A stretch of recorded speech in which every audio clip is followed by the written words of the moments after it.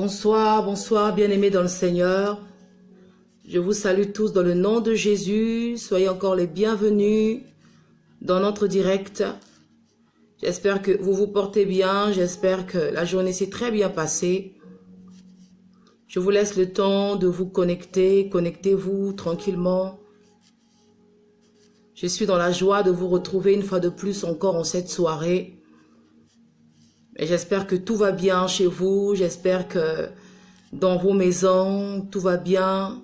Dans vos foyers, dans vos ministères, dans vos projets. J'espère que le Seigneur vous fait grâce. Et j'espère que cette année, vraiment vous êtes en train déjà de vivre la bonté du Seigneur. Quoique nous vivons tous les jours les bontés du Seigneur. Mais j'espère vraiment que vous êtes en train de vivre l'exaucement de vos prières. Alors prenez le temps de vous connecter. Pour toutes les personnes qui sont là, je vous salue tous dans le nom de Jésus. Je suis en train d'inviter également mes amis. Comme vous savez, le rendez-vous est pris et vous savez que c'est tous les lundis à 21h30. Ce sont vraiment nos temps, nos moments à nous que Dieu nous a donnés afin de nous édifier. Il arrivera aussi un moment où aussi vous pourrez aussi poser des questions si jamais vous avez des questions à poser sur plusieurs thèmes que nous avons eus jusqu'à présent. Alors vous pourrez aussi poser ces thèmes, des questions par rapport à ces thèmes. Alors je salue ma sœur Bertie, je salue ma sœur de Charme, je salue ma sœur Ruth, je salue ici ma sœur Mélina. Bonsoir à toi sœur Mélina. Je salue ma sœur Manis. En tout cas, soyez les bienvenus. Je vous laisse le temps de vous connecter. Connectez-vous, connectez-vous. Je suis votre servante pour celles qui se connectent pour la première fois. Je suis votre servante, votre sœur Oli Djamboult Nongala. Alors comme vous savez, pour celles qui viennent d'arriver aujourd'hui, j'anime ce direct tous les lundis à partir de 21h30. Et le thème, c'est ce qu'une femme chrétienne doit savoir. Alors shalom à toi maman Bernie. Ici je vois aussi ma sœur Veritas. Bonsoir à toi. À ma sœur Veritas. Ici j'ai vu mon fils Frédéric m'a dédé depuis Brazzaville. Que Dieu te bénisse. Tu t'es connecté. Shalom à vous. Shalom. Alors dites-moi comment vous allez. Dites-moi comment vous allez. Il est vrai que je ne peux pas vous voir mais vous pouvez m'écrire. Alors j'aimerais vraiment mes frères, mes sœurs, pardon, celles qui ont l'habitude de me suivre, de m'écrire aussi. J'aimerais aussi que vous puissiez me dire comment s'est passée votre journée. Alors, sœur Veritas, comment s'est passée ta journée? Maman Bernie, comment s'est passée ta journée? Ma sœur Vionnette, voilà, comment s'est passée ta journée? J'aimerais vraiment que vous puissiez me dire comment s'est passée votre journée. Ici, je vois Alexandra qui s'est connectée. Shalom à toutes les personnes qui continuent à se connecter. Shalom, shalom à tous. Ah, shalom à toi, maman Firmine. Je suis contente de te savoir connectée. Gloire à Dieu. Alors, ma sœur Vionnette dit que tout va bien pour elle. Gloire à Dieu. Maman Bernier aussi me dit, par la grâce du Seigneur, la journée s'est bien passée. La sœur Mélina aussi me dit que tout va bien. Alors moi, je suis dans la joie. Je suis dans la joie de savoir que vous allez bien, que vous avez passé une bonne journée. J'aimerais dire à quelqu'un encore en ce soir, le souffle de vie que Dieu te donne. Shalom à toi, Frédéric. J'espère que maman est en train de suivre avec toi aussi, Frédéric. Si maman est avec toi, si tu peux aussi l'inviter à suivre avec toi. Voilà, que Dieu te bénisse. Alors comme je disais, nous devons vraiment être reconnaissants. La santé que Dieu nous donne, le souffle de vie que Dieu nous donne. Que chacun de nous prenne le temps de réaliser les bienfaits, les bontés du Seigneur dans nos vies. Bien-aimés, ne nous focalisons pas seulement sur ce que nous n'avons pas, mais prenons le temps de remercier le Seigneur et de dire au Seigneur, merci Jésus pour ce que tu nous as donné. Merci Seigneur pour la force que tu me donnes. Merci Seigneur pour la grâce que tu me donnes. Merci Jésus pour la santé que tu me donnes. Merci parce que tu me donnes encore ce jour où je peux encore écouter ta parole. Parce que je crois encore en ce soir que Dieu va bénir quelqu'un. Je crois encore en ce soir. Si tu es là et que tu crois que Dieu va encore te bénir en ce soir, comme maman Firmine a tapé Amen, dit Amen.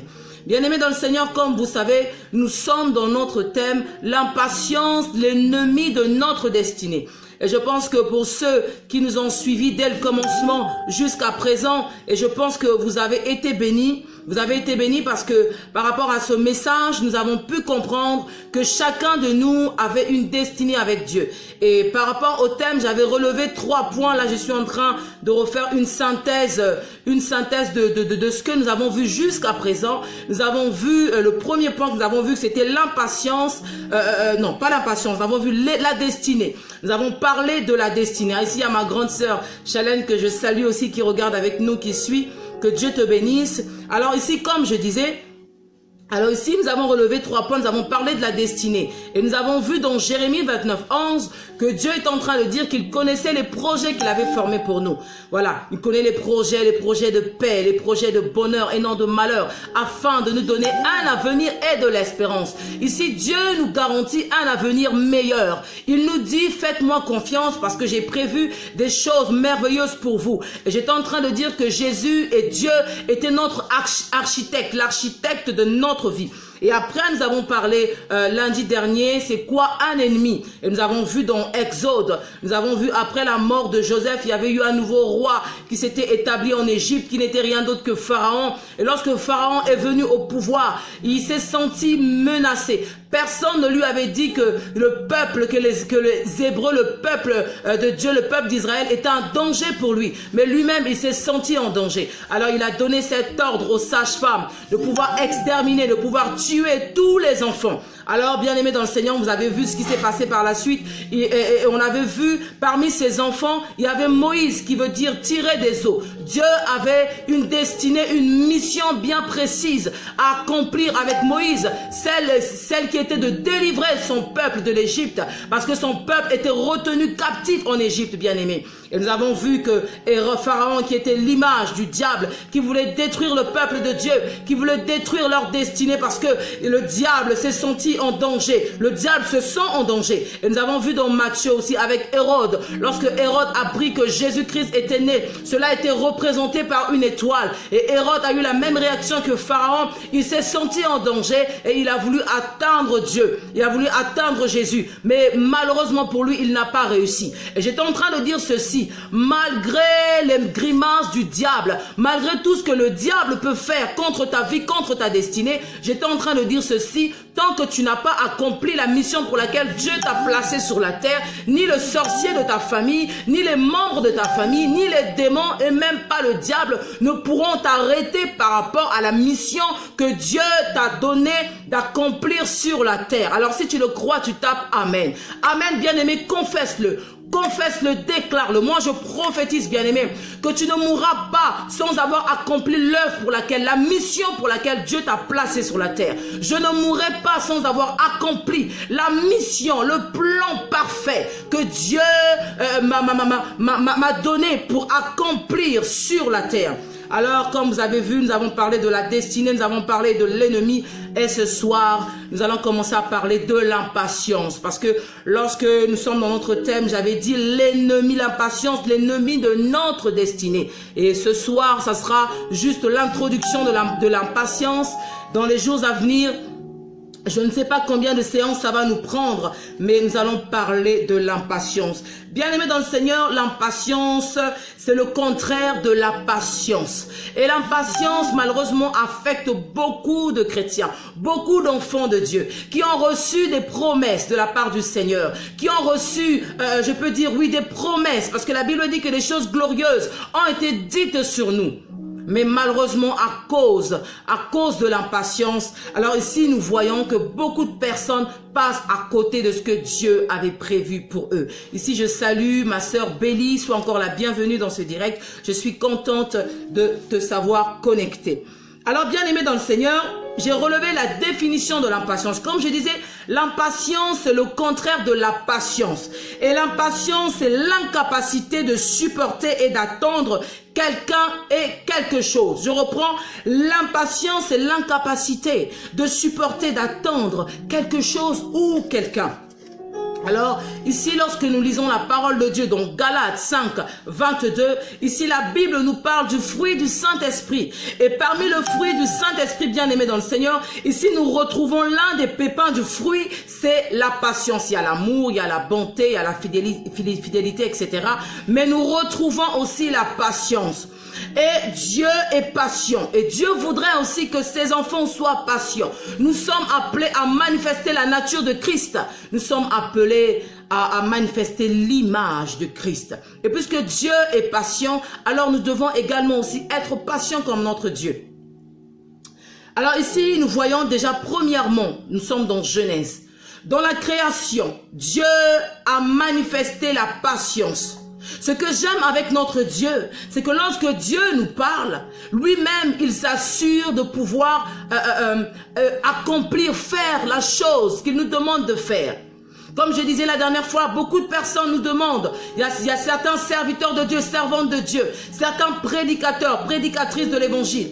Des fois, ils sont là, ils nous prêchent de vivre une vie de sainteté. Mais lorsque vous vérifiez, vous voyez, eux-mêmes, ils vivent dans la débauche. Eux-mêmes, ils vivent dans le péché. Ils vivent dans l'adultère, dans le mensonge, dans la compromission. Eux-mêmes ne vivent même pas les choses qu'ils prêchent.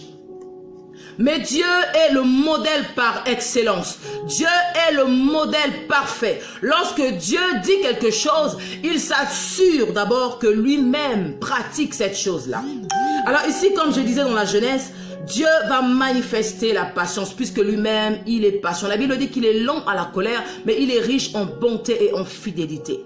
Alors ici, une personne qui est lent à la colère, c'est une personne qui manifeste la patience. Parce qu'il arrive que devant certaines situations, où certaines situations peuvent des fois nous dépasser, peuvent des fois exciter, je peux dire la colère, faire réagir la chair. Mais Dieu face à certains comportements que nous pouvons afficher, la Bible déclare qu'il manifeste la patience. Bien-aimé, si tu n'as pas encore partagé, je t'inviterai à partager ce direct parce que je crois que Dieu va encore nous parler une fois de plus à travers sa parole.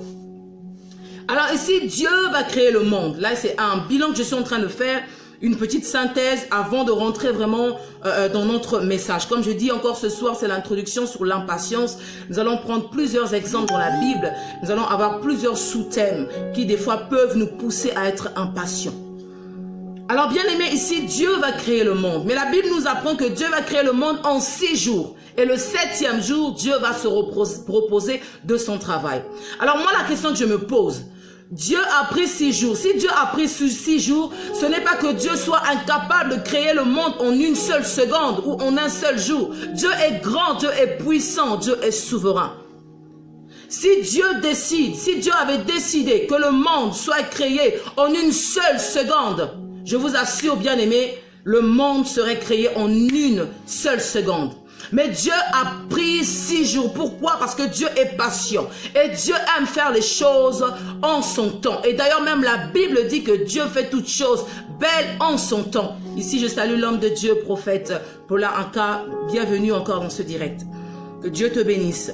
Alors, comme je disais ici, bien-aimé dans le Seigneur, Dieu va prendre 6 jours et 6 jours pour créer le monde. Ici, Dieu va manifester la patience. Dieu va prendre le temps. Le premier jour, il va créer. Le deuxième jour, il continue dans sa création. Le troisième jour, le quatrième jour, le 5e jour et le 6e jour, Dieu va créer l'homme à son image et à sa ressemblance. Dieu a voulu tout préparer. Dieu est patient. Laissez-moi vous dire que lorsque vous êtes patient, vous ferez bien les choses.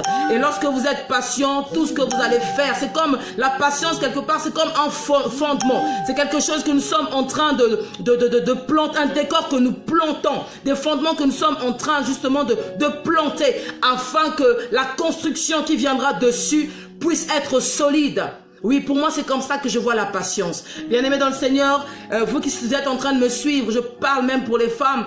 Et il est vrai que pour celles qui ont des enfants, et quand vous savez, par exemple, que vous devez sortir, aller quelque part, des fois, nous sommes là en train de préparer la famille, nous préparons les enfants. Et quand le temps, des fois, arrive de nous préparer, des fois, on pensait qu'on avait le temps. Mais malheureusement, des fois, certaines choses, on les fait rapidement dans la rapidité. Des fois, nous faisons les choses mal. Alors quand on parle de l'impatience, c'est quelqu'un qui veut faire des choses dans la rapidité, qui ne prend pas le temps de pouvoir faire les choses dans le calme. Alors comme je disais, ici Dieu dans la création va manifester la patience. Et ici Dieu va avoir la compassion. La Bible dit dans Jean 3,16, car Dieu a tant aimé le monde qu'il a donné son Fils, et son Fils qui est Jésus, afin que quiconque croit en lui ne périsse point, mais qu'il ait la vie éternelle.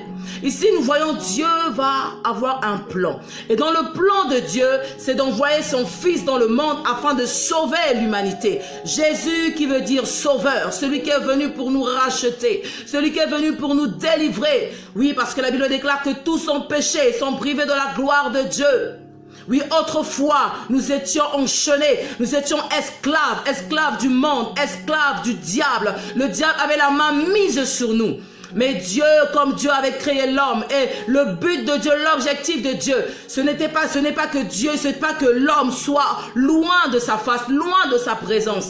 Mais le plan de Dieu, le souhait de Dieu, c'est que l'homme soit près, auprès de lui, soit dans sa présence. Oui, la Bible dit que Dieu veut que tous les hommes soient sauvés et parviennent à la connaissance de la vérité. Alléluia. Merci Seigneur. Alors dans le plan de Dieu, Dieu voulait sauver l'humanité. Alors qu'est-ce qui se passe? Ici, il se passe que Dieu va envoyer son Fils. Mais comme je disais tout à l'heure, lorsque Dieu a créé le monde, il aurait pu créer le monde en une fraction de seconde. Mais Dieu a pris 6 jours pour créer le monde. Et ici, Dieu va envoyer Jésus sur la terre. Jésus aurait pu apparaître, descendre sur la terre et puis dire, je suis le Messie, je suis l'envoyé de Dieu.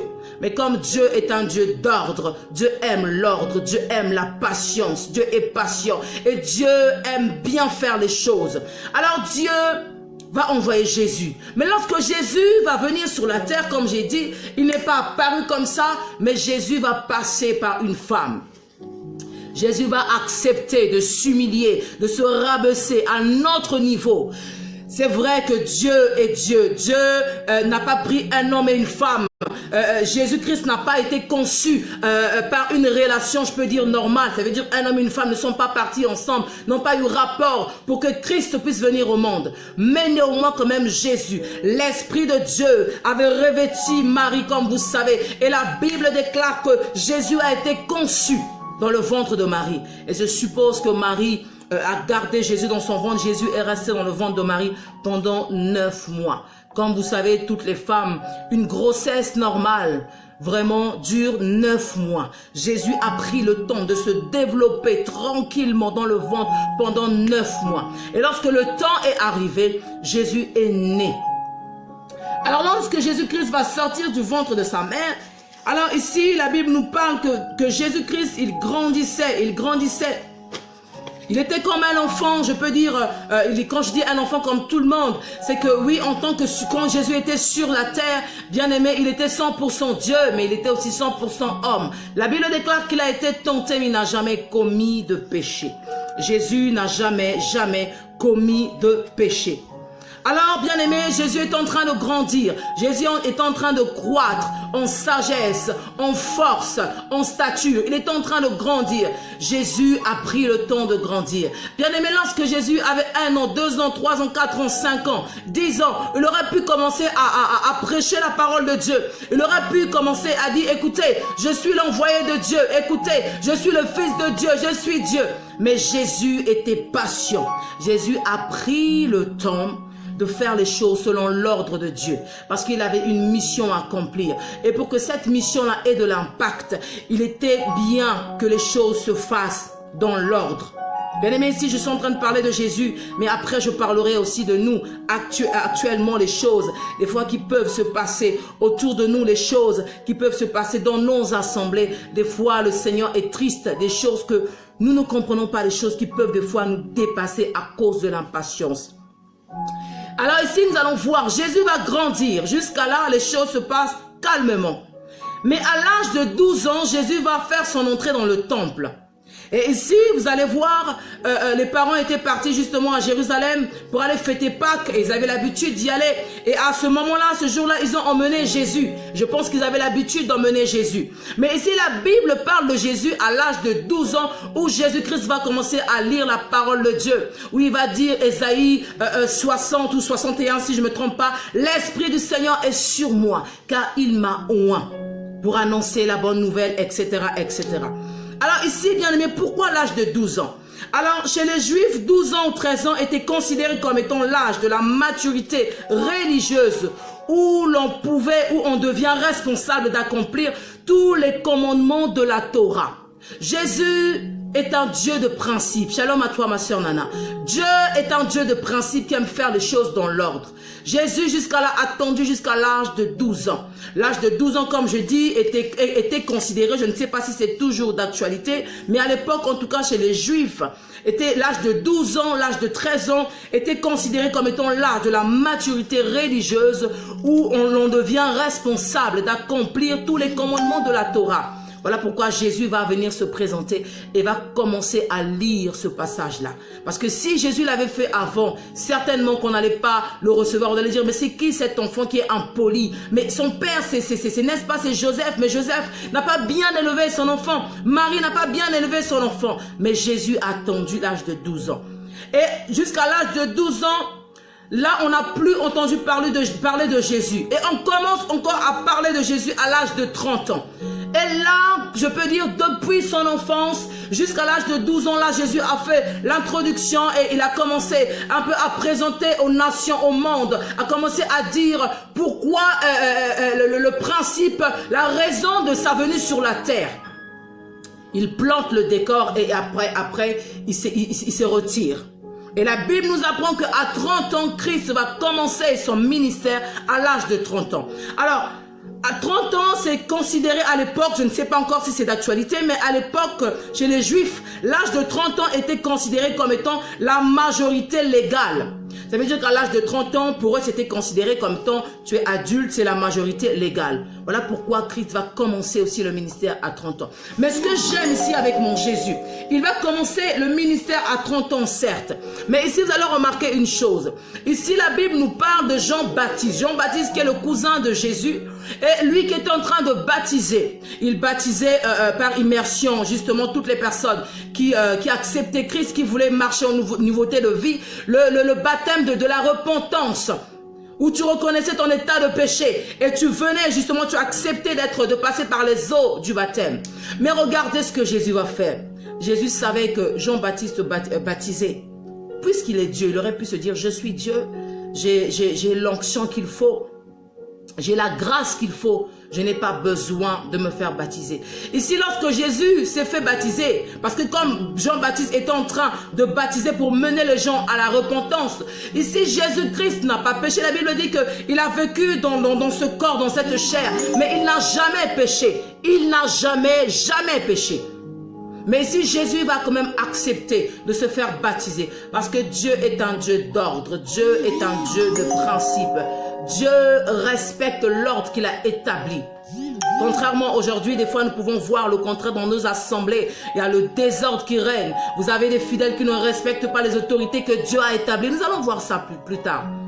Et lorsque Jésus va passer par le baptême, le ciel va s'ouvrir et le Seigneur va témoigner. Celui-ci est mon fils bien-aimé en qui j'ai mis toute mon affection et toute ma confiance. Oh, c'est extraordinaire. C'est vraiment merveilleux, bien-aimé dans le Seigneur. Alors ici, je voulais tout simplement nous faire comprendre, puisque nous sommes en train de parler de l'impatience, l'ennemi de notre destinée. Lorsque Jésus est venu sur la terre, Jésus, il avait un plan à accomplir. Il avait une mission à accomplir. Et dans cette mission qu'il avait à accomplir, bien aimé dans le Seigneur, il fallait qu'il soit dans le timing de Dieu. Il fallait qu'il soit dans le plan de Dieu. Ça veut dire qu'il ne devait pas faire les choses avant le temps et il ne devait pas faire les choses après le temps. Voilà pourquoi la Bible dit, comme je le répète, Dieu fait toutes choses belles en son temps. Lorsque tu attends le temps de Dieu, je t'assure, bien-aimé dans le Seigneur, les choses sont tellement merveilleuses. Dieu va te surprendre. Dieu va faire des choses extraordinaires. Alors ici, nous allons parler du ministère. Parce que Dieu croit au ministère de la femme. Et je crois aussi au ministère de la femme. Femme, bien-aimée dans le Seigneur, toi qui es en train de me suivre, même frère, parce que je vois aussi des frères qui me suivent aussi. Certainement, Dieu a appelé au ministère. Certainement, Dieu t'a donné une vision, une mission à accomplir. Mais le problème qui peut détruire ton appel si tu ne fais pas attention, femme, homme, c'est l'impatience. Ici, nous voyons Jésus qui avait la mission accomplie. Il a attendu le temps. Et Jésus a été efficace. Après son baptême, il est rentré pleinement dans la mission pour laquelle Dieu l'avait placé sur la terre. Jésus a guéri les malades, Jésus a ressuscité les morts, Jésus a purifié les lépreux. Nous avons vu, bien aimé dans le Seigneur, les choses merveilleuses, les choses extraordinaires que Jésus a accomplies. Jésus a accompli sa mission jusqu'à aller à la croix et mourir pour toi et moi. Jésus est venu sauver l'humanité et il est parti sur le mont de Golgotha, le lieu du crâne, où il a écrasé la tête du serpent. Oh, Jésus est un vainqueur et il a fait de nous des plus que vainqueurs. Alors, bien aimé dans le Seigneur, comme je reviens encore, je disais, bien aimés femmes, hommes de Dieu, soyons patients.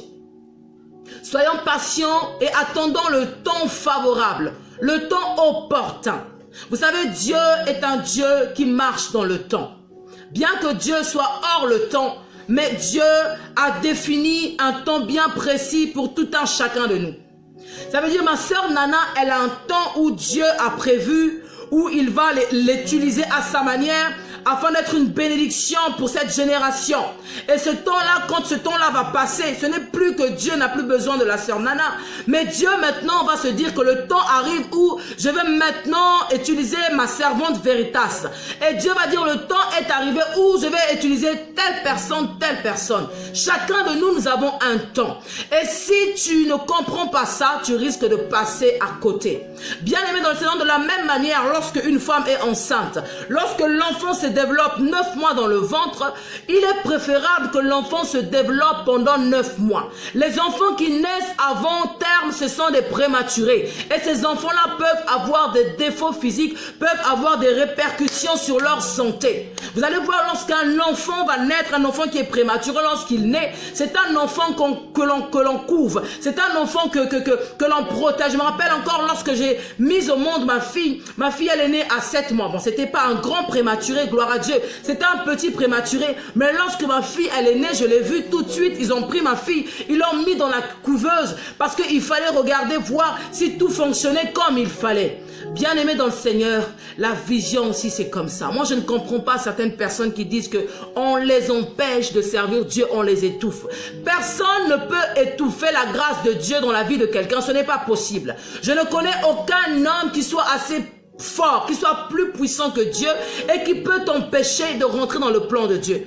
Aujourd'hui, nous sommes dans une génération qui est trop pressée de faire le ministère. Bien aimé dans le Seigneur, lorsque moi je lis ma Bible, à moins que je me trompe, mais je n'ai jamais vu dans la Bible un homme qui se hâte de servir Dieu. Un homme qui dit non, écoute Seigneur, moi le temps est arrivé, moi je suis une prophétesse, moi je suis un prophète, moi je suis un apôtre, Seigneur, tu dois me reconnaître dans ma fonction. Non, la plupart des personnes que Dieu a appelées, lorsque nous parlons même de Moïse, Moïse a dit Seigneur Jésus, Moïse a dit qu'il ne savait pas parler, qu'il bégayait. Lorsque Dieu a appelé Jérémie a dit je ne suis qu'un enfant. Lorsque Dieu va appeler Gédéon, va appeler plusieurs personnes que nous avons vues dans la Bible que Dieu a appelées. Ce ne sont pas des personnes qui se sont hâtées à venir servir Dieu. Ce sont des personnes qui avaient peur parce qu'ils réalisaient, je peux dire, le poids du ministère. Le ministère, bien aimé dans le Seigneur, ce n'est pas un jeu. Nous sommes devant des âmes. Nous sommes en train d'encourager, de fortifier, d'édifier le peuple de Dieu. Et Dieu passe à travers nous pour édifier son peuple. Alors ce n'est pas un jeu. Alors aujourd'hui, je m'étonne de voir des personnes qui quittent les assemblées. Pourquoi? Parce qu'elle estime qu'elle est prophétesse, qu'elle a le ministère, qu'elle a l'appel. Mais on ne la reconnaît pas dans ce ministère. Alors elle quitte cette assemblée pour aller dans une autre assemblée. Et là-bas aussi pareil, elle va vouloir faire des choses par la chair, montrer à tout le monde que voilà qu'elle prophétise. Alors c'est là vous allez voir que la chair va prendre place. Même si tu as appelé au ministère prophétique, bien aimé, prends le temps, sois calme, sois tranquille. Le temps de Dieu, lorsque le temps de Dieu arrivera, bien aimé, Dieu mettra son projecteur, sa main sur toi et on pourra le voir. Vous savez, il y a certaines personnes qui manifestent, je peux dire, certains fruits. Des fois, eux-mêmes, ils ne disent pas forcément qu'ils sont apôtres. Ils ne disent pas forcément qu'ils sont évangélistes. Ils ne disent pas forcément qu'ils sont docteurs. Bien-aimé, fais le ministère et nous allons voir les fruits. Hier, nous avons assisté à une consécration, à une reconnaissance. Et un homme de Dieu qui a eu à consacrer des bien-aimés dans son assemblée, ses enfants spirituels. Et il disait que ça fait plus d'une dizaine d'années qu'il les a éprouvés. Il les a éprouvés. Il a voulu éprouver leur intégrité, leur fidélité. Il a voulu éprouver toutes ces choses-là. Alors il a trouvé bon hier de les consacrer. Écoutez, Dieu nous éprouve, Dieu nous éprouve. Tu peux avoir l'appel de Dieu, tu peux avoir le ministère de Dieu. Mais j'aimerais te dire, même le ministère que Dieu te donne, bien-aimé dans le Seigneur, c'est pour sa gloire. Aujourd'hui, beaucoup de personnes utilisent les dons, les appels, le ministère que Dieu leur a donné pour s'enrichir, pour dépouiller le peuple. Attention, Dieu est en colère. Très prochainement, la coupe de Dieu va se déverser. La colère de Dieu va se répandre, s'abattre sur ces faux serviteurs. On ne se moque pas de Dieu, bien-aimé dans le Seigneur. Lorsque nous servons Dieu, nous devons avoir de la crainte. Nous devons avoir de la révérence. Nous devons avoir le respect. Servir Dieu, ce n'est pas un jeu, mais c'est une responsabilité, c'est une charge. Alors que le temps où Jésus devait accomplir sa mission, celle de partir à la croix, arriver, la Bible nous apprend que dans le jardin de Gethsémane, il a prié, il a crié, il a dit, Père, s'il était possible, oh, que cette coupe s'éloigne de moi. Non, ma volonté, mais ta volonté, Père. Parce que Christ, bien qu'il soit Dieu, mais il a ressenti ce poids, il a ressenti ce fardeau, cette responsabilité. Il a dit, Seigneur, non pas ma volonté, mais ta volonté. Mais aujourd'hui, nous voyons des personnes qui veulent faire leur propre volonté. Des personnes qui veulent s'imposer. Des personnes qui veulent s'auto-proclamer. On veut s'auto-proclamer. Bien-aimé, sois calme. L'impatience est l'ennemi de ta destinée. Même si tu es appelé à faire des grandes choses. Même si tu es appelé à faire des miracles. Même si tu es appelé à impacter cette génération. Mais laisse-moi te dire, si tu es impatient, tu vas avorter de ton ministère. Tu vas avorter de ta vision. Beaucoup de gens ont avorté de leur vision. Pourquoi? Parce que le temps n'était pas arrivé. Ça veut dire le ministère n'était pas à maturation. Alors qu'est-ce qui s'est passé? Ils ont voulu faire des choses dans la précipitation. Alors les choses ne se sont pas passées. Bien-aimés dans le Seigneur, nous ne sommes en compétition avec personne. Tu n'es en compétition avec personne. Comme je disais, nous sommes tous des étoiles. C'est vrai que en anglais on dit star. C'est vrai qu'au jour d'aujourd'hui, lorsqu'on dit, certaines personnes disent non, moi je ne suis pas une star. Il faut comprendre, il y a une différence entre une star et une vedette. Moi je suis une star, tu es une star. Pourquoi? Parce que je suis une étoile. Et je suis une étoile qui doit briller dans cette génération. Tu es une étoile qui doit briller dans cette génération. Je ne suis pas une vedette, mais je suis une star. Et comme je disais, quand vous regardez le ciel, il y a plusieurs étoiles. Et les étoiles ne brillent pas tous de la même manière. Il y a des étoiles qui brillent plus que d'autres. Et ça aussi, on doit l'accepter. Le problème, c'est que certaines personnes sont impatientes. Pourquoi? Parce qu'ils veulent imiter la destinée, le destin d'autres personnes. Ma destinée n'est pas ta destinée. Ta destinée n'est pas ma destinée. Certes, nous pouvons peut-être être nés le même jour. Même si nous mourrons le même jour. Mais laissez-moi vous dire que chacun de nous a ses empreintes. C'est ce que j'aime. Dieu est tellement merveilleux. Dieu est tellement extraordinaire. Pourquoi? Parce que même des jumeaux qui sont nés le même jour, qui peuvent avoir la même face, la même morphologie, bien aimés dans le Seigneur, chacun de nous a ses empreintes. Pourquoi? Parce que chacun de nous a sa destinée. Parce que Dieu a prévu dans la vie de tout un chacun un plan bien précis à tracer, un chemin bien précis. Et bien aimé, si tu étais hors ce chemin, je prie, Dieu te prie en ce soir que tu reviennes dans la voie, dans ce chemin-là, dans cette destinée-là qu'il a prévu pour toi. Pourquoi? Parce que nous allons voir dans les jours à venir, les autres jours lundi, nous allons développer encore sur l'impatience. Nous allons voir même il y a des personnes qui ont perdu leur vie à cause de l'impatience. Bien aimé, comme je reviens encore par rapport au ministère, parce que nous avons pris ici l'exemple de Jésus qui était venu accomplir le ministère, l'œuvre, le service que Dieu, le mandat que Dieu lui avait donné et la mission que Dieu lui avait donné d'accomplir. Aujourd'hui, nous voyons dans les assemblées à la guerre, la rivalité. Tu es appelé, d'accord. Dieu a appelé aussi d'autres personnes. Dieu est en train d'utiliser d'autres personnes. Dieu est en train de lever d'autres personnes. C'est leur temps. C'est leur temps. Accepte que c'est leur temps. Et ton temps arrivera. Et j'aime dire ceci. Dieu utilise une personne seulement s'il trouve son intérêt. S'il sait que tu veux le succès pour ta propre gloire, pour t'enrichir et pour attirer l'attention sur toi, même si tu as la grâce, tant que tu n'as pas compris que le don que Dieu t'a donné, c'est pour sa seule gloire, bien aimé dans le Seigneur, tu vas perdre du temps et tu vas attendre. Comme le peuple de Dieu dans le désert. D'après la carte, les recherches, apparemment, il devait seulement faire 40 jours. Mais à cause de l'impatience, des murmures, il commençait à murmurer, à s'impatienter. Mais quand est-ce que nous allons arriver à Canaan? Mais quand est-ce que? Et à cause de ça, ben, ils sont restés pendant 40 ans dans le désert. Et même ceux à qui le Seigneur avait fait des promesses, malheureusement, à cause de l'impatience, à cause des murmures, parce que l'impatience apporte des murmures et des médisances. Lorsque tu es impatient, tu vas commencer à murmurer, tu vas commencer à médire, mais Seigneur, mais jusqu'à quand? Mais regarde, moi je te sers dans la vérité, mais regarde, mais jusqu'à quand? Je ne vois pas les fruits. Laissez-moi vous dire qu'une personne qui plante les maïs et une autre personne qui plante le café, je vous assure que les deux ne vont pas croître au même moment. Les maïs, d'une manière générale, poussent plus rapidement que le café. Mais laissez-moi vous dire que lorsque le café est prêt, il est préparé, les deux n'ont pas la même valeur. Lorsque tu vends les maïs et lorsque tu vends le café, laissez-moi vous dire que les deux n'ont pas la même valeur. Le café coûte plus cher que les maïs.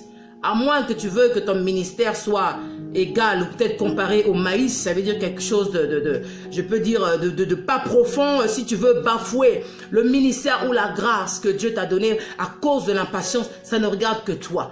Mais j'aimerais dire que les bonnes choses se préparent et les bonnes choses se préparent. Ça prend du temps à se former, ça prend du temps à se développer. Et lorsque ces choses-là sont présentées, alors on peut bénir le Seigneur. Alors Dieu prend le temps de nous briser, Dieu prend le temps de nous malaxer, Dieu prend le temps de nous façonner à son image. Parce que Dieu a besoin des hommes et des femmes qui sont mûrs, qui sont matures. C'est vrai que nous tendons vers la perfection tous les jours, mais nous avons besoin, Dieu a besoin des hommes et des femmes qui sont prêtes, qui sont préparés afin d'être efficaces. Même si tu as reçu un appel, certainement Dieu ne t'élève pas encore aujourd'hui parce qu'il veut encore briser certaines choses en toi. Et j'aimerais dire aussi ceci, bien aimé dans le Seigneur. Nous tous, comme je reviens à l'étoile, nous ne sommes pas appelés à briller de la même manière. Le problème, c'est que beaucoup de personnes sont aigries, beaucoup de personnes sont refroidies. Pourquoi? Parce qu'ils veulent briller comme les autres.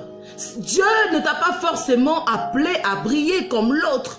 Certainement, je ne suis pas appelé à briller comme toi, ma soeur. Certainement, tu n'es pas appelé à briller comme moi, ma soeur. Ça aussi, nous devons l'accepter. Parce que Dieu utilise chacun de nous comme il le veut. Il a fait grâce à qui il veut. Nous avons vu cet homme qui va remettre des talents à ses serviteurs. Chacun n'a pas reçu la même quantité.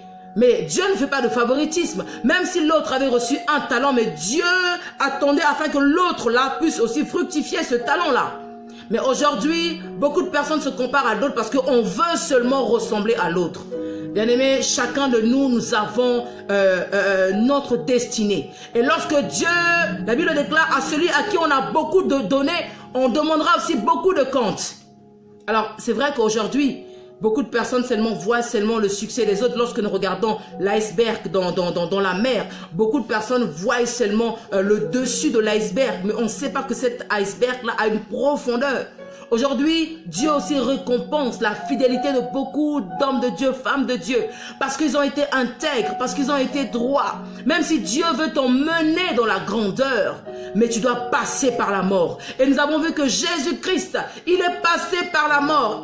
La Bible dit que si un grain il ne tombe en terre, ils ne meurent, ils ne peuvent pas porter de fruits. Il faut que le grain tombe sur la terre et puisse mourir afin de porter de fruits. Et nous allons voir Jésus-Christ à la croix. Jésus va mourir. Jésus va accepter de mourir parce que c'est la mission pour laquelle il a été envoyé. Oh, il va dire à Ponce Pilate, si ce royaume, si mes serviteurs étaient de ce royaume, les choses ne se seront pas passées ainsi. Mais Jésus a accepté l'humiliation. Jésus a accepté le rejet. La Bible dit qu'il avait une image. Il n'avait rien pour attirer nos regards.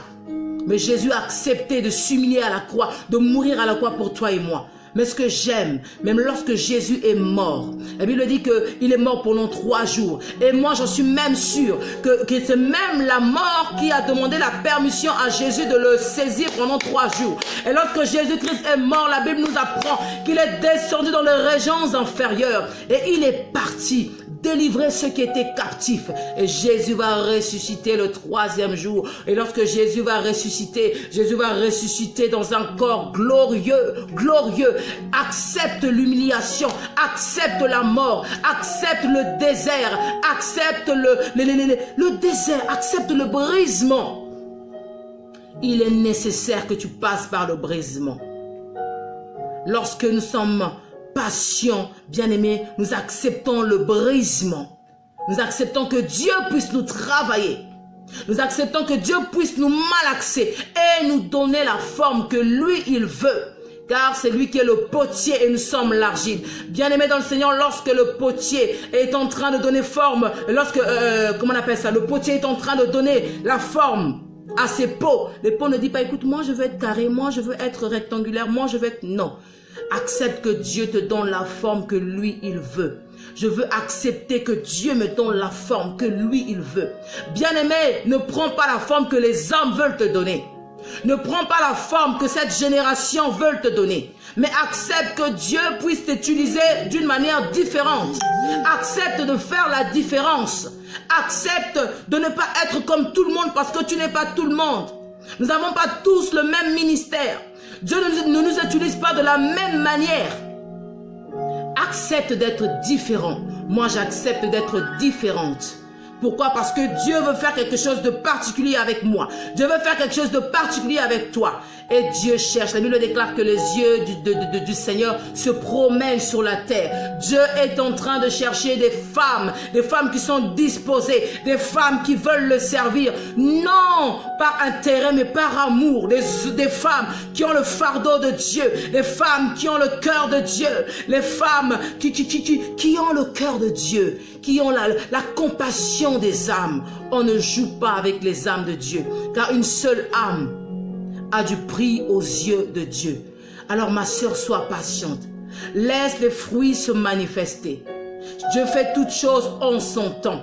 Lorsque les fruits se manifestent, même dans l'assemblée locale où tu es, même si au début, même si les gens ne voyaient pas, ne reconnaissaient pas ton appel, mais il arrivera à un moment donné quand le temps de Dieu va arriver, lorsque Dieu t'a suffisamment préparé, lorsque Dieu t'a suffisamment travaillé, alors là Dieu va dire le temps est arrivé. Et lorsque le temps arrive, bien-aimé dans le Seigneur, comme j'ai dit, Dieu va t'indexer. Et si cet homme de Dieu qui est dans ton assemblée est un homme de Dieu qui est sensible à l'Esprit de Dieu, nous allons voir les fruits.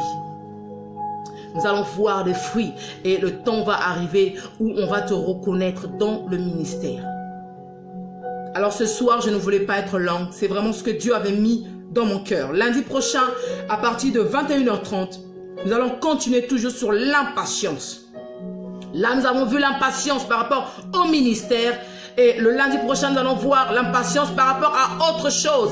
Parce que laissez-moi vous dire que l'impatience est un ennemi terrible. Comme on l'avait vu dernièrement, le diable, effectivement, est notre ennemi. Mais le diable aussi a beaucoup d'autres petits agents, l'impatience, toutes ces choses-là, qui peut libérer, qui libère dans la vie de beaucoup d'enfants de Dieu. Et aujourd'hui, nous pouvons retrouver la compétition dans l'église. Pourquoi? Parce que les gens sont pressés. Les gens veulent faire valoir leur ministère. On n'a rien à prouver à qui que ce soit. Nous faisons l'œuvre de Dieu. Et lorsque nous faisons l'œuvre de Dieu, je n'ai pas de pression. Ma soeur Nana, nous ne sommes pas en compétition.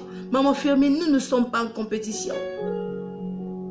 Aujourd'hui, nous pouvons voir la compétition dans l'église parce qu'il y en a qui veulent aller plus vite que Dieu. Il y en a qui veulent aider Dieu, aller plus vite que la musique. Non, Dieu n'aime pas les personnes impatientes. Si tu es impatient, tu vas bloquer quelque part la main de Dieu dans ta vie. Tu vas bloquer la main de Dieu dans l'action de Dieu dans ta vie. Parce que Dieu sait que si il te laisse, comment tu es chaud là, tu vas faire des dégâts. Il y a certaines personnes que Dieu travaille encore, que Dieu brise encore. Pourquoi? Parce qu'il y a un trait de caractère en eux que Dieu doit briser. Donc ce trait de caractère-là n'est pas encore brisé. Dieu te préserve. Dieu va faire patienter, garder les choses. Écoutez, Dieu, il a tout son temps. Ça veut dire, c'est nous qui perdons le temps. Tous les jours qui passent, nous nous rapprochons un peu plus de l'éternité. Tous les jours qui passent, nous nous rapprochons de notre éternité. Dieu n'a pas de temps à perdre. Mais toi et moi, nous avons du temps à perdre. Nous perdons du temps. Alors, quand tu comprends le principe de Dieu, quand tu comprends que tu dois être patient et attendre le temps de Dieu, bien aimé, tu gagnes beaucoup d'énergie et tu gagnes beaucoup de temps. Et lorsque Dieu va voir que non, elle a compris, elle est patiente. Alors à ce moment-là, Dieu va commencer à déclencher les choses. Dieu va commencer à ouvrir des portes. Dieu va commencer à agir en toi et cela va être palpable.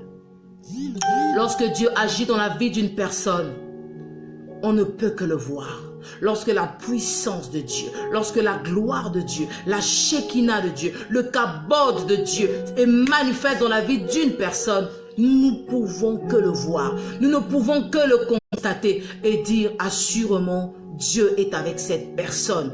Assurément Dieu marche. La Bible déclare que le Saint-Esprit rend témoignage à notre esprit que nous sommes enfants de Dieu. De la même manière que le Saint-Esprit rend témoignage à notre esprit que nous sommes enfants de Dieu. C'est de la même manière que le Saint-Esprit rendra témoignage de toi.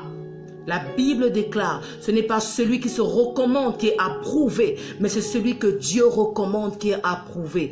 Attends que Dieu puisse te recommander. Attends que Dieu puisse te présenter. Sois calme.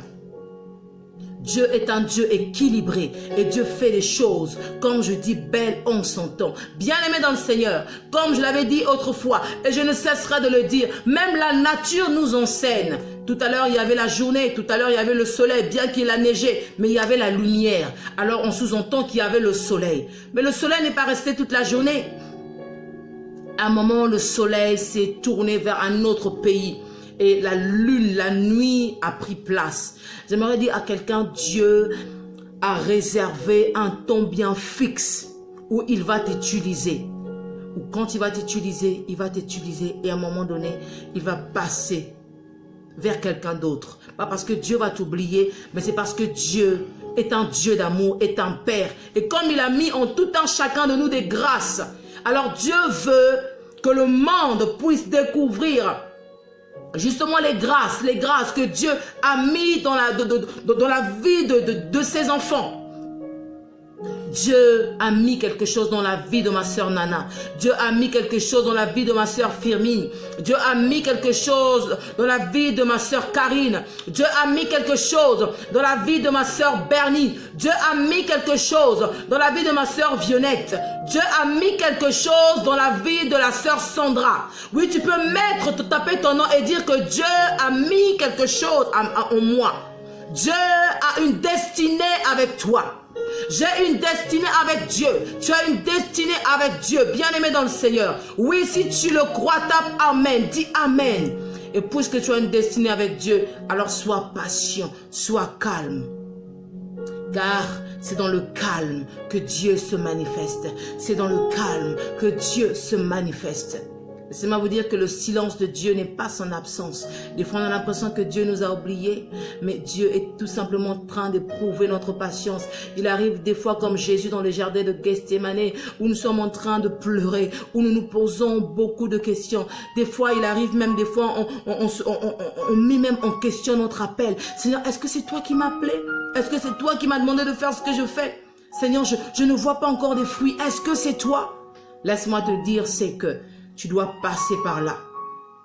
Aujourd'hui, ceux qui sont devenus grands, les personnes que Dieu a élevées, lorsque vous écoutez leurs témoignages, Ils vont vous dire qu'ils sont passés par des moments très très difficiles.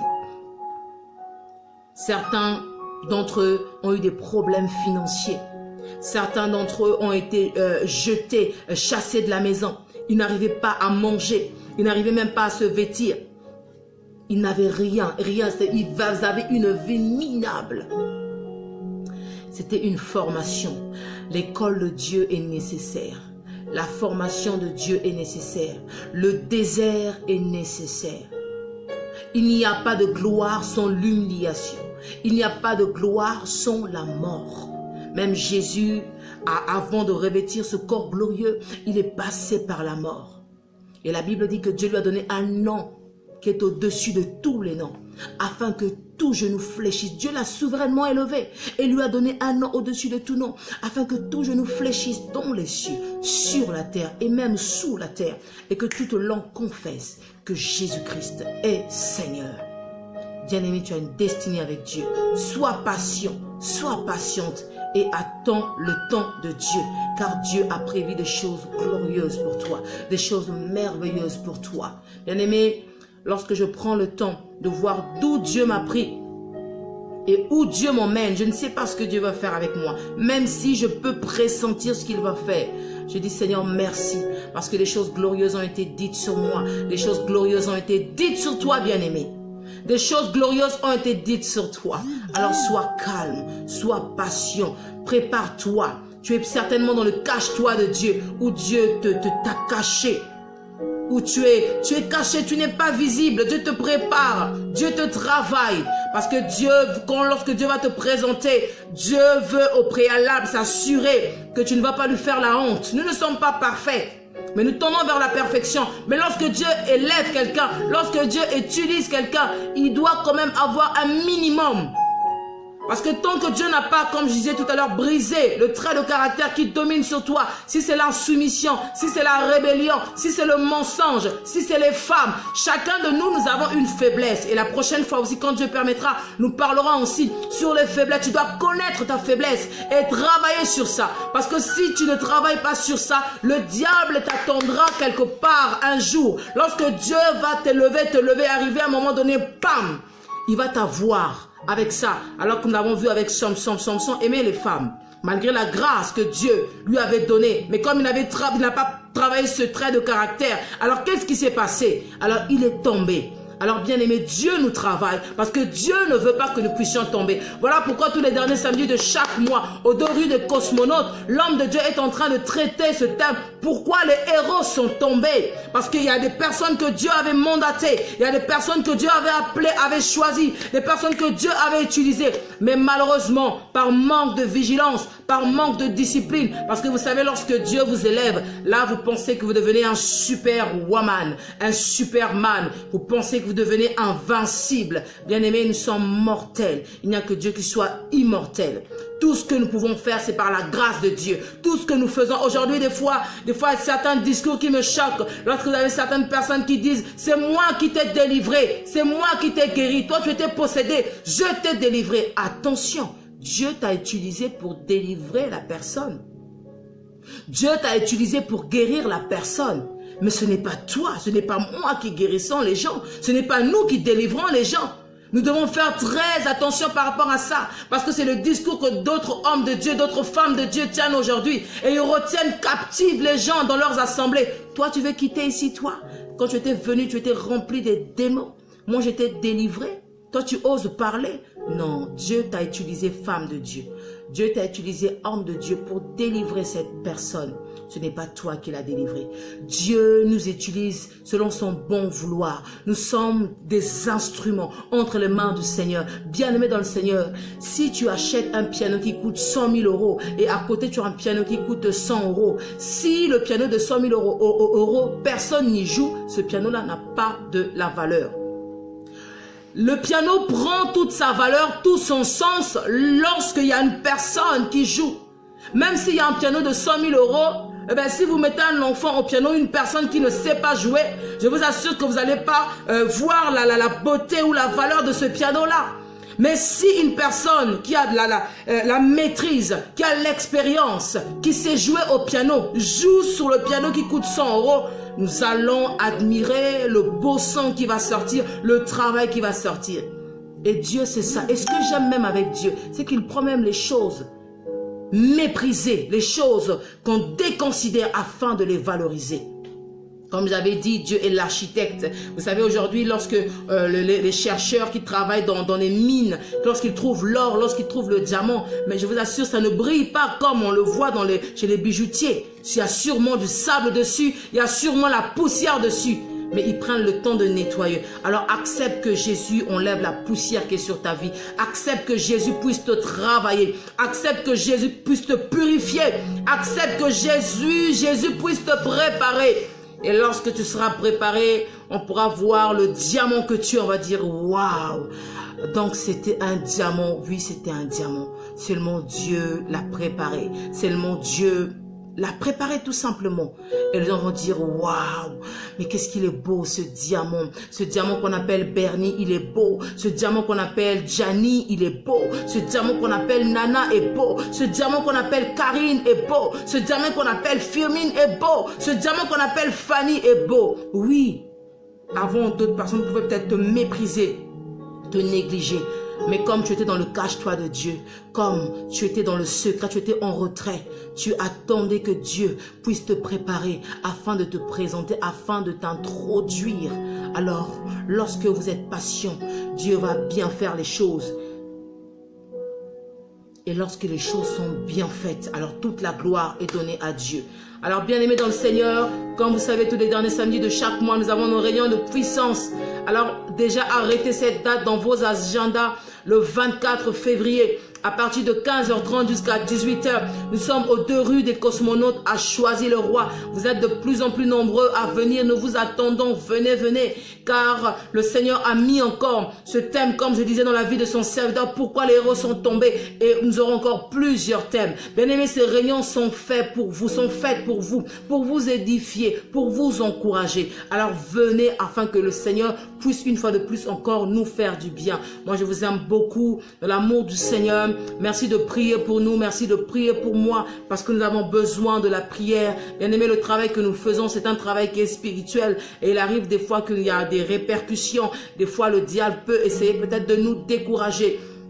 De nous refroidir. Mais vraiment, je crois que Dieu a fait du bien à quelqu'un ce soir. Si Dieu t'a fait du bien, j'aimerais que tu tapes « Dieu m'a fait du bien ».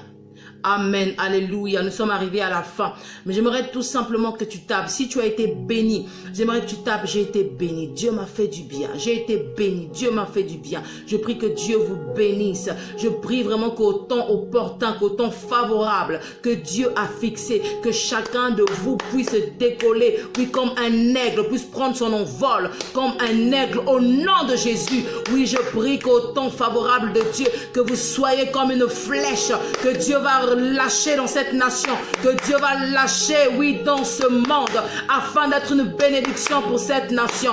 Oh, moi ce que j'aime avec Dieu, alors que Élie pensait qu'il était seul, Dieu a dit non, j'ai un reste, et tu fais partie de ce reste, je fais partie de ce reste. Tous ne fléchiront pas devant Baal, tous ne fléchiront pas devant maman, tous ne tomberont pas. Je refuse que tu tombes dans l'adultère, je refuse que tu tombes dans la fornication, dans le mensonge, dans la cupidité, dans l'orgueil. Je refuse et je prophétise que tu ne tomberas pas. Je prophétise que je ne tomberai pas. Je prophétise que l'esprit de Jézabel ne va pas nous saisir, parce que nous ne sommes pas des Jézabel, mais nous sommes des femmes vertueuses. Et nous sommes une lampe située sur la montagne et qui éclaire cette terre. La Bible déclare que nous sommes le sel. Nous sommes le sel qui doit donner de la saveur dans ce monde. Bien aimé, tu es ce sel, tu es cette lumière. Alors le temps est arrivé, femme, où nous devons nous lever, parce que nous avons une destinée avec Dieu. Nous avons une destinée avec Dieu. Oui, cette génération entendra parler d'une certaine Nana, je le prophétise, que cette génération entendra parler d'une certaine Karine, une prophétesse que Dieu a établie, que Dieu a appelée. Oui, ce n'est qu'une question de temps. Ce n'est qu'une question de temps. Cette génération entendra parler, oui, d'une certaine Gianni. Oh oui, cette génération entendra parler de toi. Parce que notre Dieu n'en a pas fini. Et Dieu veut sauver le plus grand nombre. Dieu veut sauver le plus grand nombre. Oh, que Dieu soit béni. Seigneur, je prie encore pour tes enfants. Je prie encore, Père, que le diable ne puisse pas détruire ce que tu as mis en eux. Oui, je prie, Seigneur, oh Dieu, et je prophétise, je confesse en ce soir que tout ce qui était éteint, Seigneur, dans la vie de ma sœur puisse se rallumer au nom de Jésus. Que tout ce qui était mort dans la vie de ma sœur puisse reprendre vie au nom de Jésus. Que les ossements sèches dans la vie, Seigneur, de mes bien-aimés, de mes sœurs puissent reprendre vie en ce soir au nom de Jésus, afin que chacune d'elles puisse rentrer dans cette carrière, oui, dans cette voie, dans ce chemin, dans cette destinée que tu as tracée pour elles, que tu as tracée pour eux, afin qu'avec toi qu'ils puissent faire des exploits, afin qu'ils soient, Seigneur, oh Dieu de gloire, une bénédiction pour cette génération, afin qu'ils soient, Seigneur, oh Dieu, une réponse, Seigneur, pour cette génération. Au nom de Jésus-Christ de Nazareth, j'ai ainsi prié. Amen. Nous disons Amen, Amen, Amen. Que Dieu vous bénisse, bien-aimés dans le Seigneur. Vraiment, je crois que vous êtes bénis. Comme vous savez, tous les lundis à 21h30, nous sommes dans notre direct. Et vous savez aussi que tous les mercredis, oui, tous les mercredis avec mon mari, le serviteur de Dieu, Brice Nongala, il y a des directs aussi pris avec moi. Vous pouvez également vous connecter aussi sur son compte. Vous serez aussi bénis. Et comme vous savez aussi, tous les jeudis aussi, nous sommes connectés avec la sœur Veritas, où nous sommes en train de parler d'un thème. Nous avons abordé un thème qui était la méchanceté dans l'église. Nous avons eu aussi à partager dans nos murs tous les jeudis à partir de 22h, si je ne me trompe pas. Nous sommes en direct avec ma sœur Veritas. Et lorsque nous serons en direct aussi, nous allons aussi publier aussi ces directs-là afin que vous soyez bénis. Bien-aimés dans le Seigneur, retenez le lundi 21h30, le mercredi 21h30, le jeudi 22h. En tout cas, que Dieu vous bénisse et nous vous attendons le 24 février aux 2 rues des Cosmonautes pour notre réunion de puissance, notre réunion d'impact. Que Dieu vous bénisse. Si vous avez des sujets de prière ou si vous voulez me parler personnellement, vous pouvez m'écrire aussi en privé. Vous pouvez aussi m'appeler si vous avez besoin de la prière. Vous savez, si vous avez des questions aussi, je suis là. Nous sommes à votre disposition pour vous servir. Vraiment, restez bénis et que la grâce de Dieu soit dans vos maisons. Je vous donne rendez-vous une prochaine fois. Je vous aime beaucoup.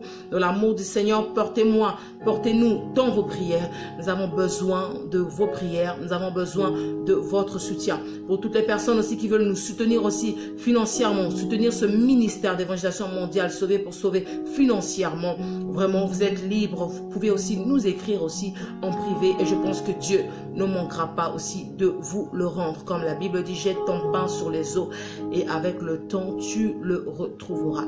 Merci beaucoup de m'avoir suivi. Je vous souhaite une très très bonne soirée et je vous dis à très bientôt. Merci. Au revoir.